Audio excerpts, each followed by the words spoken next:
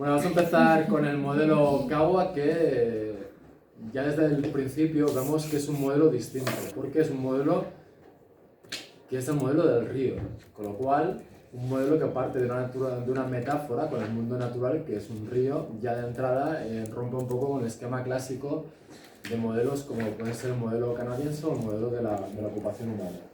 Entonces su creador es el doctor Michael Iwama, que es la persona que ha liderado la creación de este modelo. Entonces un poquito la presentación que vamos a ver es la que él utiliza para presentar el propio modelo, y sobre todo lo que es interesante es que veáis la evolución del pensamiento de Michael Iwama para llegar hasta este modelo.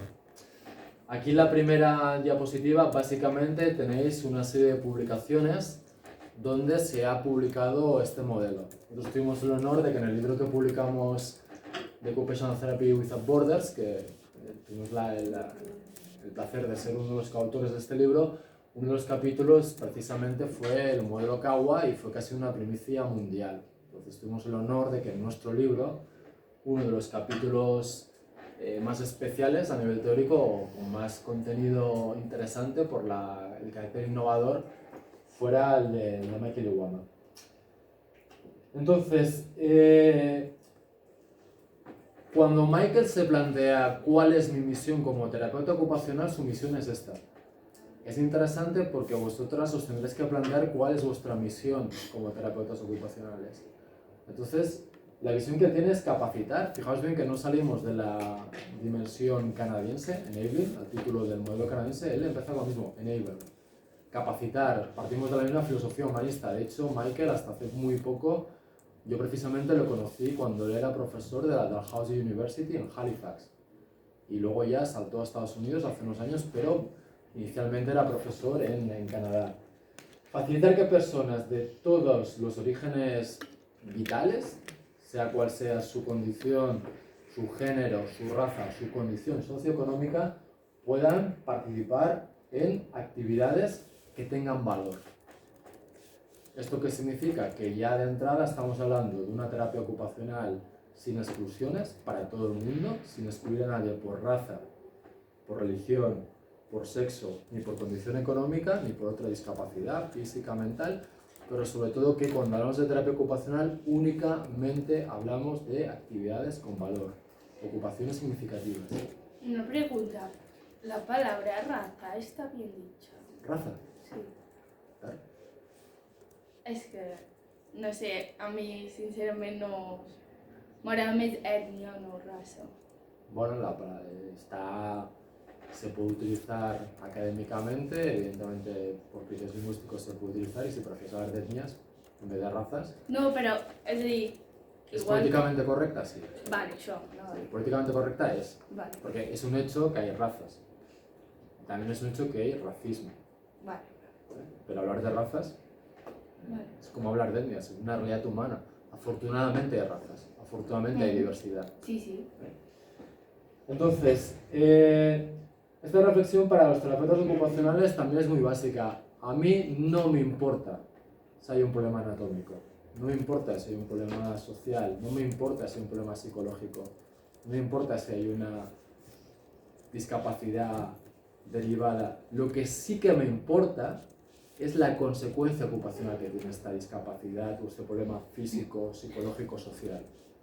Y para conocer la consecuencia ocupacional, evidentemente tengo que entender muy bien qué está pasando físicamente, psicológicamente, socialmente o económicamente.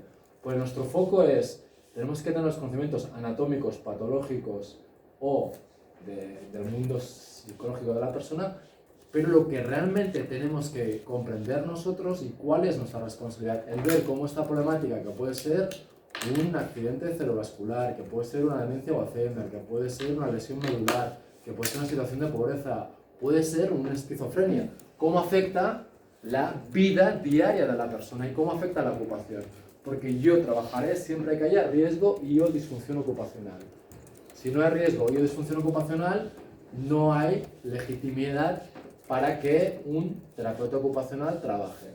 Entonces, nos centramos sobre todos estos aspectos de la ocupación, que como hemos visto tienen mucho que ver con la cultura y el contexto social, y con las razas y con las etnias que hay en la humanidad. Por ejemplo, la expresión de la espiritualidad, evidentemente, dentro de una concepción musulmana va a ser muy distinta a una concepción budista, que va a ser muy distinta a una concepción cristiana, ¿vale? Entonces vemos cómo las ocupaciones están siempre adaptadas. La ocupación jamás tiene lugar en el vacío.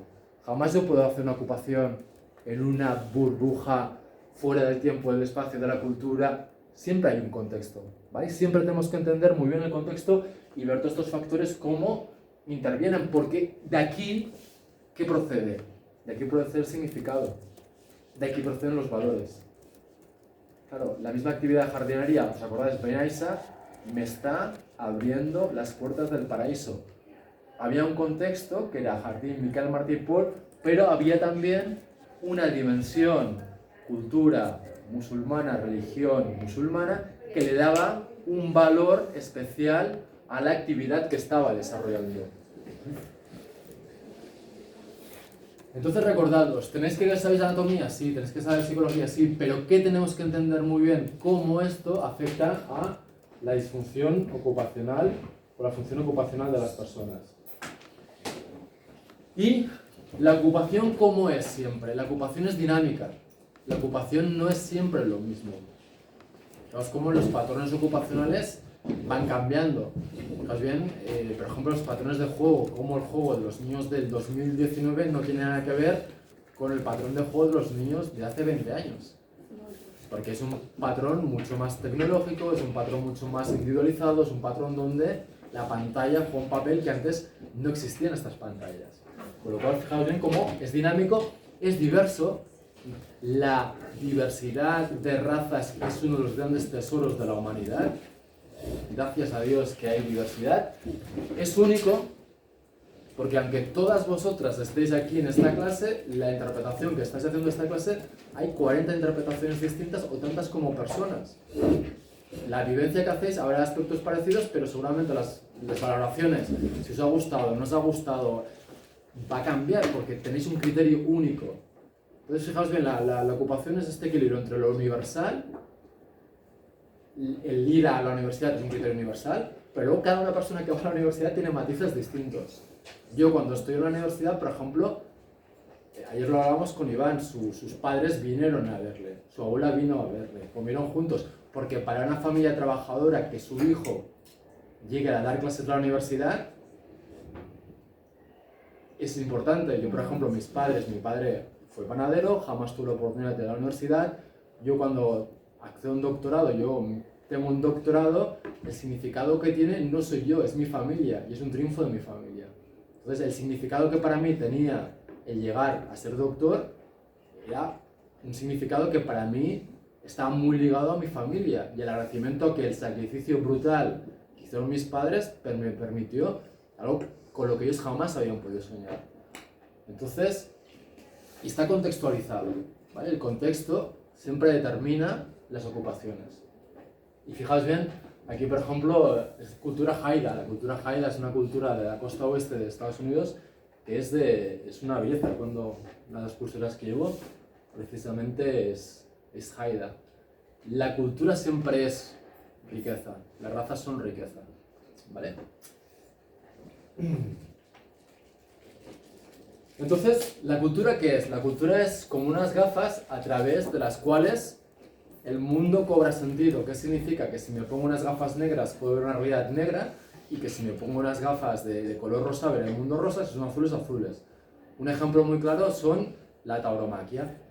O sea, según los ojos desde donde miremos la fiesta de los toros, para unas personas será una fiesta nacional y es orgullo patrio, es tradición, y para otros en cambio es tortura animal. Y depende mucho, no al 100%, pero evidentemente hay una influencia muy clara de dónde has nacido.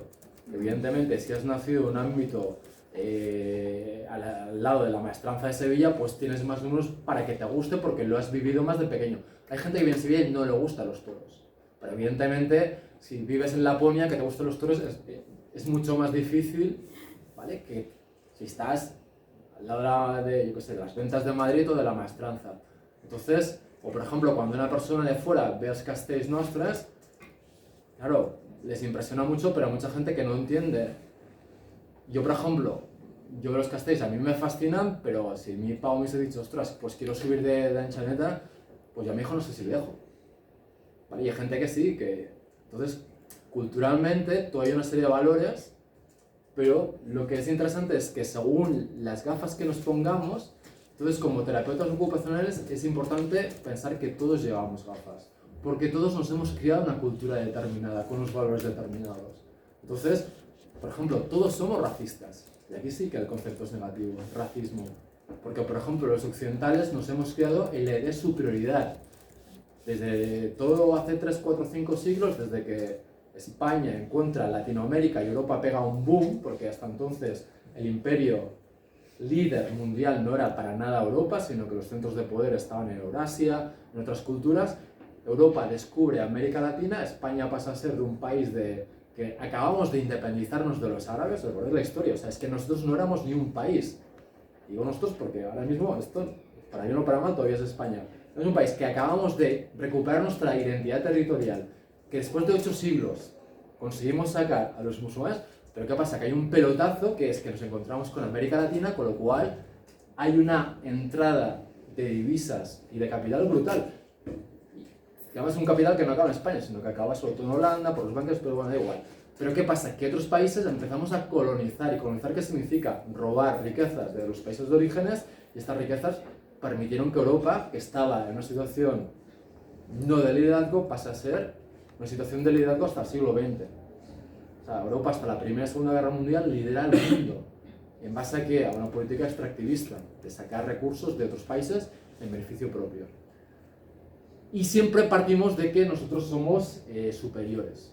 Porque los filósofos siempre hemos visto, hay filósofos que hablan que el occidental jamás se ha relacionado con el otro desde una perspectiva de igualdad, sino desde la creencia de superioridad. Hemos pensado, fijaos bien que nosotros tenemos cultura, ellos tienen superstición. Nosotros, por ejemplo, hay un texto galeano que dice, nosotros tenemos religiones, ellos tienen supersticiones.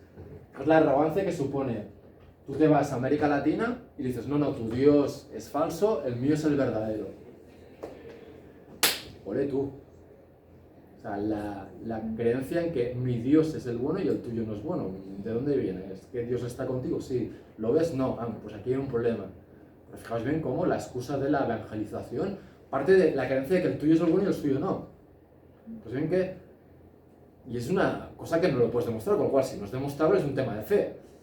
Pero te permite, y es una excusa para la colonización. Entonces, aquí está Michael con su hija, que evidentemente su hija ya está...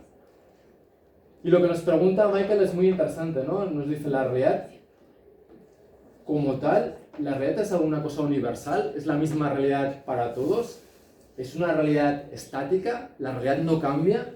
¿Es una realidad que no es cambiable, que no evoluciona, que no mutua? ¿Y que la podemos captar tal cual por nuestros sentidos? O sea, porque si es una cosa inmutable, externa a nosotros, y es estática, está ahí. Entonces, un poco la ciencia positivista es esta, medir, porque podemos controlar las variables y porque la realidad es como un ente que existe. Pero Michael nos pregunta, que es un poco la perspectiva actual, si la realidad es una cosa medible o bien la realidad, espera que hay una diapositiva, depende mucho de cómo nosotros la interpretemos. O hay una mediación de interpretación de la misma realidad. Es una realidad interna. Entonces la realidad ya no es algo inmutable externo a mí, sino que es una cosa que cada uno de nosotros construimos. ¿Vale? Y es flexible, está contextualizada y puede cambiar. Entonces la pregunta que nos hace Michael es el cuestionar esta visión del mundo como algo real, estático, inmutable y que no depende del contexto, a ver que realmente hay muchos factores que hacen que por muy que el hecho externo sea externo a nosotros, como depende de cómo yo lo interpreto, fijaos bien, Buda que decía, creamos el mundo con nuestros pensamientos. La misma realidad vista por dos de vosotras cambia, porque el hecho exterior objetivo es uno, pero el cómo yo lo interpreto Porque no podemos hacer una interpretación que no esté asociada a mis valores, a mis experiencias de vida, a mi... Otro ejemplo, antes hablaba de mi padre, continúo la misma línea de discurso. Cuando yo presenté una investigación en un contexto que era académico, el contexto era objetivo. Yo, Salvador Simó, soy un doctor de la universidad que estoy presentando una investigación académica. Registro académico serio formal. Tenía al lado el director del Centro de Cultura Contemporánea de Barcelona, tenía al lado a Mariana Geli, había la tele, había la radio, había... Y yo estaba presentando datos objetivos de una investigación sobre el Alzheimer, a partir del CCCB. Y yo estoy presentando los datos con las diapositivas y hay un momento que a mí se me quiebra la voz. Y yo me paré y me mordí, no sé si os lo he contado, porque yo cuando no quiero llorar, me muerdo. Y porque si he aprendido que si quiero llorar y no puedo llorar porque no toca, me muerdo muy fuerte y se me corta el llanto. ¿Pero por qué? Porque mi padre tuvo Alzheimer. Y en ese momento, la dimensión personal de mi padre tuvo Alzheimer, yo sé el sufrimiento que pasó mi padre, el sufrimiento asociado a una familia, y yo sé lo bonito que es este proyecto y el impacto tan bonito que tiene las personas, y tuve un momento que mi dimensión personal, humana, hizo que mi ejecución ocupacional fuera totalmente distinta a lo que objetivamente se esperaba de mí. Entonces yo, ¿qué hice? Pues paré, me pegué un bocado fuerte, respiré y continué. Entonces fijaos bien cómo la realidad que estamos viviendo siempre depende de mis valores, de mi historia, de quién soy, de cómo... Entonces Michael lo que nos está diciendo un poco es que esta parte más subjetiva a veces no la hemos sabido articular dentro de los modelos de terapia ocupacional o de los modelos en general de la medicina. Entonces como que hemos pretendido desde una visión muy científica y muy mecanicista entender realidades. Sí que es verdad que objetivamente una paraplegia es una lesión determinada en un nivel determinado y que objetivamente lo podemos explicar. Y puedo decir, pues si hay una lesión en este nivel, las consecuencias serán a nivel de habla esta, a nivel de caminar será esto, etcétera, etcétera. Pero la vivencia subjetiva de una persona con esta problemática, esto ya entramos en un mundo de valores, historia de vida, intereses, con lo cual hay una parte que es objetiva y una parte que es subjetiva. Y como terapeutas tenemos que reconocerlo. Con la misma problemática ocupacional, pues una persona es capaz de tirar adelante y hay personas que se ahogan y que no pueden continuar con sus vidas. Entonces, fijaos bien, nosotros partimos de una visión determinada y una narrativa determinada, que es una narrativa occidental. Es una narrativa que es muy interesante. Y sobre todo a vosotros, que sois mujeres, os gustará mucho. Y estoy exagerando para las que... A ver qué me decís. Dios, hombre, en su infinita bondad y misericordia, ¿a quién crea? Dios, hombre. Crea al hombre. Porque vosotras sois como un actor secundario que sale de una costilla, si no recuerdo mal. O sea, no, fijaos bien que empezamos ya Dios, no es diosa, es Dios. Pero va a decir, ¿por qué Dios es hombre? Pues yo qué sé, es Dios. La narrativa ya es Dios, que crea al hombre. Y la mujer sale de un anexo costillar, que dices, bueno, pues quieres que te diga. Pero la narrativa continúa. Dios crea al hombre en su infinita bondad y sabiduría y que le da el mundo. Para que el hombre, y luego la mujer, pero para que el hombre haga con el mundo lo que quiera con él, porque me lo ha dado Dios, es mío.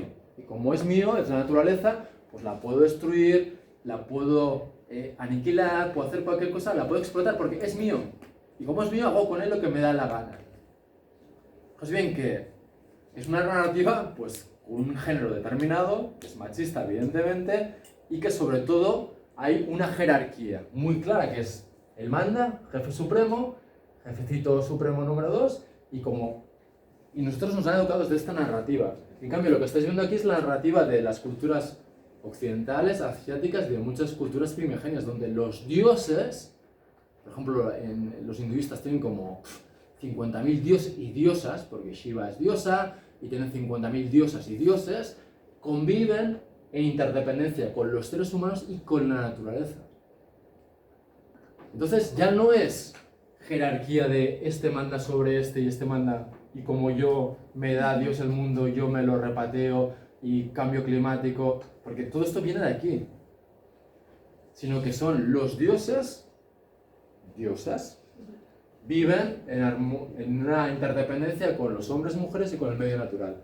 Entonces, Michael lo que te dice, si los modelos surgen desde esta narrativa, evidentemente reflejan esta narrativa. Si los modelos, las culturas vienen desde aquí, pues evidentemente la forma de entender el mundo es distinta, con lo cual la concepción del mundo va a ser muy, muy distinta.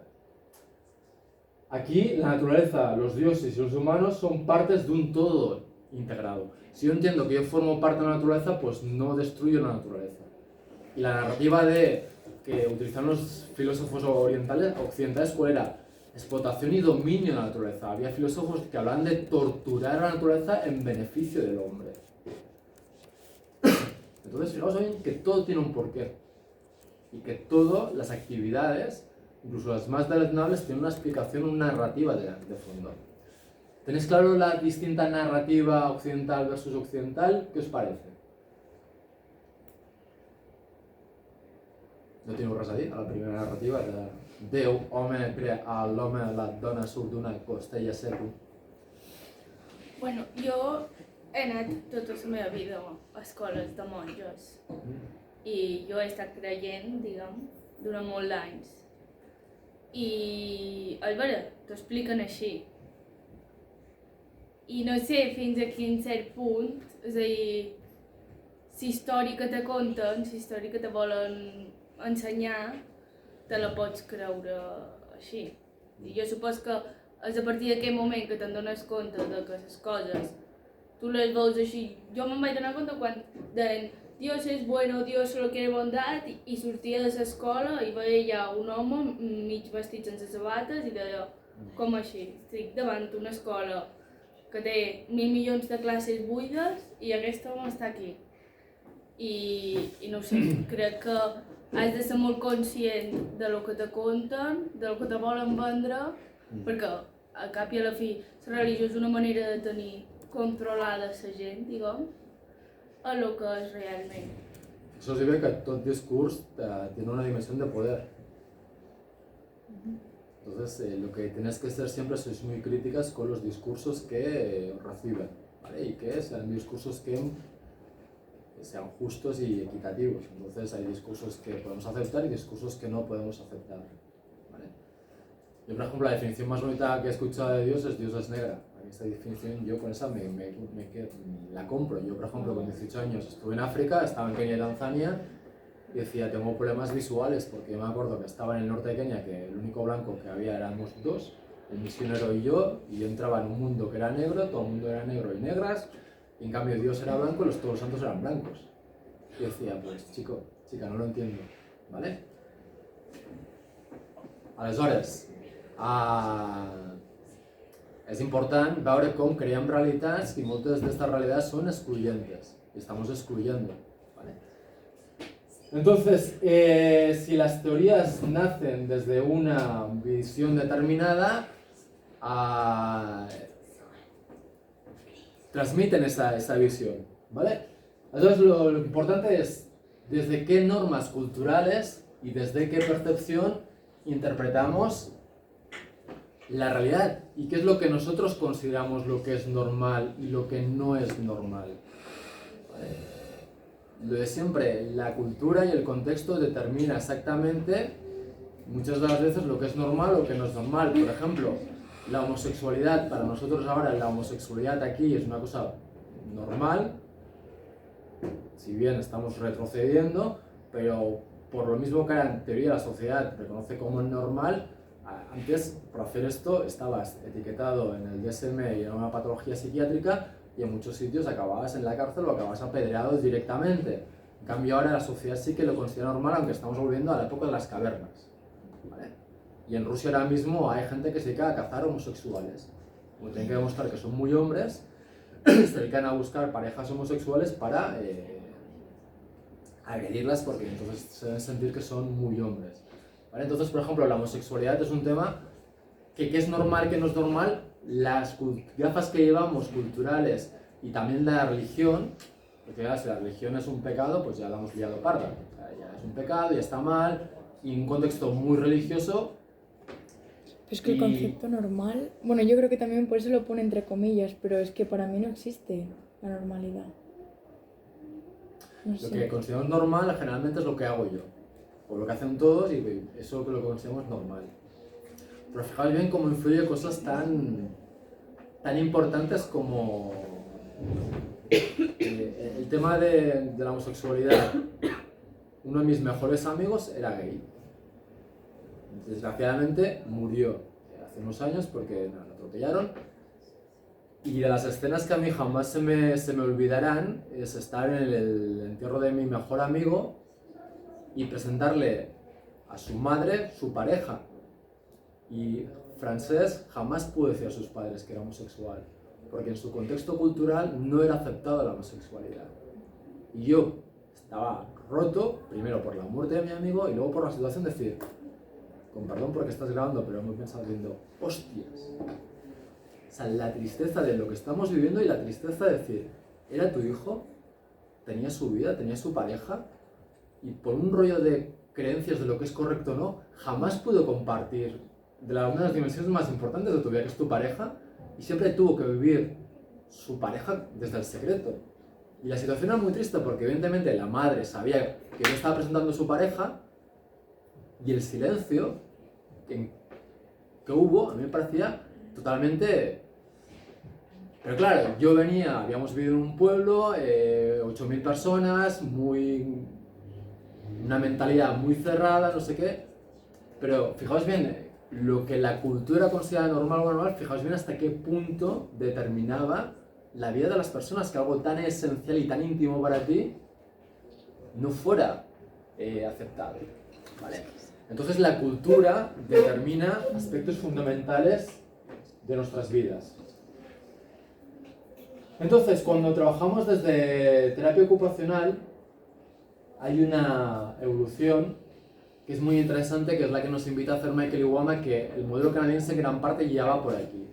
Michael Iwama lo que nos está diciendo es que tenemos que ir de trabajar con personas a trabajar con personas en su contexto. La misma realidad de una persona aquí en Vic, una patología determinada o un problema determinado, no tiene nada que ver con la misma problemática pues, en Toulouse, o no tiene nada que ver con Burkina Faso, con lo cual siempre tenemos que contextualizar. La ocupación es un diálogo de la persona y el medio. Siempre hay un medio presente. Venimos siempre de enfoques muy jerárquicos, top-down. Y el experto, médico, determinan, no. Aquí estamos trabajando más desde la base hacia arriba. Decimos que el profesional de teoría está en los conceptos teóricos, los genera el profesional o el teórico. Nosotros sabemos, no, aquí estamos diciendo que la persona con la que trabajamos genera conceptos y explicaciones también, que hay que escuchar a las personas para reconocer su conocimiento. Y que trabajamos desde medidas estándares que miden la objetividad. Y aquí estamos diciendo que no, que hay valoraciones y que están generados por la propia visión del cliente, de la persona. Es la persona la que determina. Fijaos bien que cuando estoy utilizando un COPM estoy haciendo esto, porque es la persona la que valora su percepción sobre su desempeño ocupacional y sobre su ejecución ocupacional. ¿Vale? Y pasamos de cosas muy universales a cosas más específicas y únicas, partiendo de la perspectiva de las personas. Una pregunta, Salva. Digo, esto es de más asignaturas, pero que tiene relación con esto. O sea, bottom-up quiere decir que a través de la ocupación ves qué problemática hay en lo otro, o al revés. No, bottom-up es un tema de jerarquías. Cuando tú haces un top-down approach, significa que hay unas jerarquías que determinan la relación de poder y de saber. Entonces yo, si soy el terapeuta ocupacional, como yo tengo un título, yo desde un top-down, ¿qué hago? Como yo soy el profesional, yo tengo la capacitación, yo te digo a ti, usuario de terapia ocupacional, ¿qué tienes que hacer? Vale. Si es un bottom-up, que significa de abajo hacia arriba, que significa que partimos del conocimiento, de las necesidades de las personas, y ¿qué hacemos ahí? Capacitamos, acompañamos, empoderamos. Entonces son dos visiones, hay una jerarquía basada en el poder y en el título, yo universitario, tú no, y la otra es valorar. Ok, vale, merci. Entonces, bueno, no vamos a entrar en lo que es una teoría, Pero sobre todo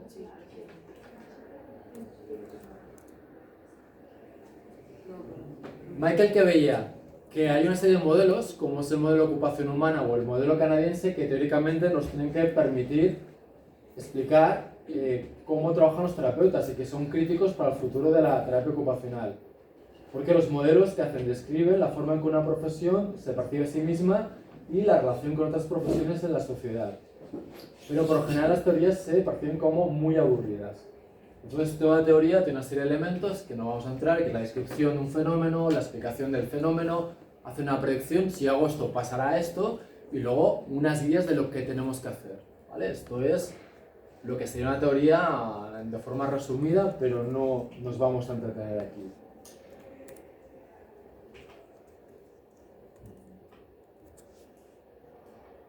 Lo que es interesante es que nuestras teorías y nuestros modelos guían la forma en que entendemos la praxis de la terapia ocupacional y que las teorías son como mapas. Entonces, lo que se pregunta Michael es cómo podemos hacer que los modelos y las teorías de terapia ocupacional sean la mejor forma de guiar mi intervención como terapia ocupacional. ¿Vale? Entonces, lo que nos está diciendo Michael Iwama es que los modelos y las teorías clásicas de terapia ocupacional, como es el modelo de ocupación humana o el modelo canadiense, no siempre sirven. Por ejemplo, Michael Iwama, ¿por qué desarrolla el modelo Kawa? Porque Michael Iwama es japonés y él se forma en Estados Unidos y luego termina trabajando en Canadá. Él es experto en el modelo de ocupación humana. Entonces, desde Japón le invitan a explicar el modelo de ocupación humana. Y dentro del modelo de ocupación humana hay un subsistema que se llama volición. Y dentro del subsistema evolutivo hay un sistema que es la causalidad personal, que es la imagen que yo tengo como actor en el mundo. Entonces, el concepto de causalidad personal en japonés no existe. Entonces, ¿cómo puedo yo enseñar un modelo basado en un concepto que en una cultura no existe? ¿Y por qué no existe la causalidad personal? Porque la cultura donde viene es americana, es muy egocéntrica, yo, y esa cultura, la causalidad personal, que es la imagen que yo tengo, mi expectativa de éxito o fracaso, la expectancia de éxito, tiene sentido este concepto en esa cultura, pero en una cultura japonesa que es muy comunitaria, donde la comunidad vale más que el individuo, no tiene sentido. Y Michael lo cuenta un ejemplo, cuando un atleta americano o canadiense o tal le hace una entrevista, no, porque yo no sé qué, en cambio, si un atleta japonés gana una medalla es, no, mi entrenador, mi equipo, no es él quien ha ganado la medalla, es su equipo, es su entrenador, es su...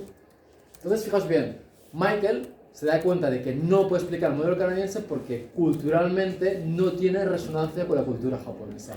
Y es a partir de ahí, de esta reflexión, de decir, yo no puedo explicar un modelo con conceptos que no existen, que Michael Iwama se plantea el cómo podemos trascender el modelo canadiense o de la ocupación, porque los japoneses, los terapeutas se pensaban que era, es que soy tonto, no soy inteligente, no los entiendo, no sé qué, y no era un problema intelectual de los terapeutas japoneses, es que el modelo no funcionaba, ¿vale?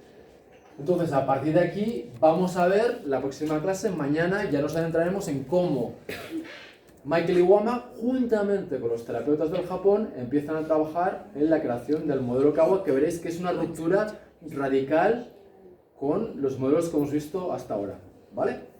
Pues bueno, mañana continuamos. Una cosa, Salva, així A part. com... Sí.